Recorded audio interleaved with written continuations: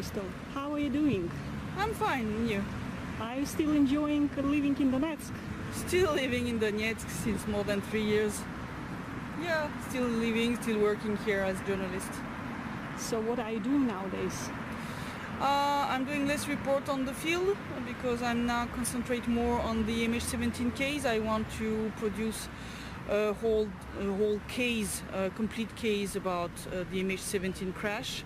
And so it's taking me a lot of time. So of course I had to make a choice, either continue to go do reports on the field or concentrate on the MH17. We went to Snezhnoye, I went also to Rasipnoye, Petropavlovka, all these places, discussed with people. I still have some places to visit and I hope people to interview. I think it will be more difficult now after the kidnapping of Vladimir Tsemach. People are afraid, of course, to speak after what happened, and we can understand them, of course. So it will be more difficult now to get testimonies in front of camera from people. It's a shame, of course. Yeah. But, so you have seen the crash site. How does it look like nowadays? Is it true that there are still, like, you know, pieces of the aircraft laying around? There are still pieces of the aircraft. We discovered still some which were stored by local people who found them in their fields or near it in some little forest area. So there are still pieces which are found.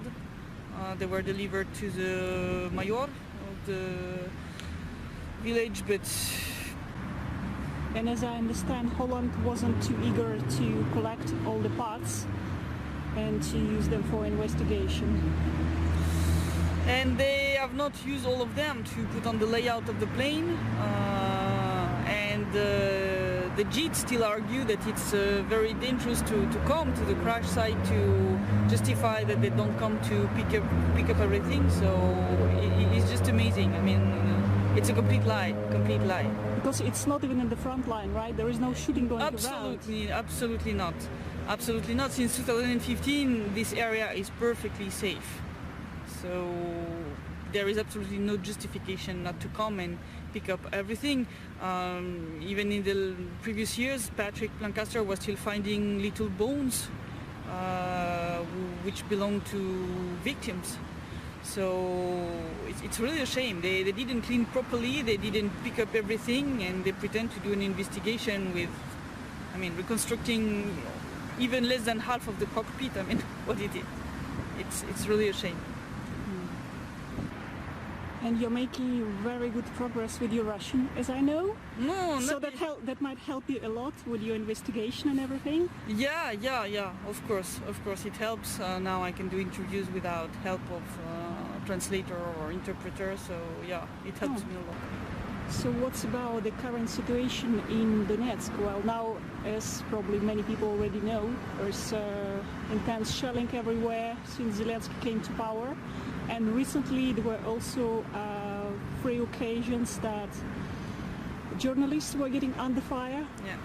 So how do you feel about it?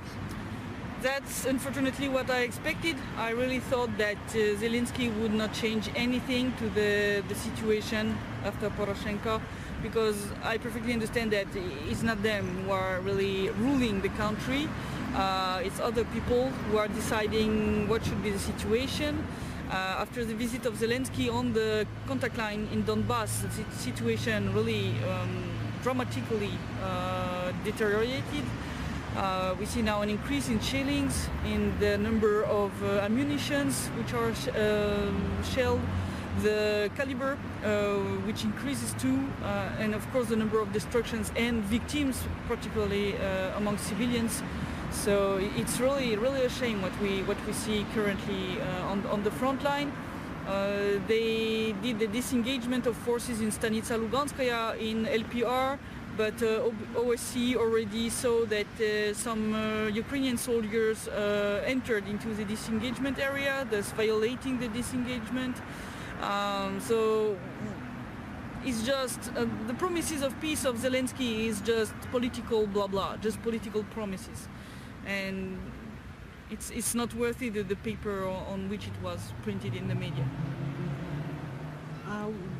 see in French media a little bit more objectivity nowadays about what's happening here in Donbass, or is it still the same? It's still the same. They still really follow the NATO line, which is pro-Kiev. I see regularly French media just doing like translations of the propaganda from Kiev. It's the same, they check nothing, they verify nothing, and they publish it as it is. And it's really amazing. It's really amazing. All the big media, they are just publishing what Kiev is publishing.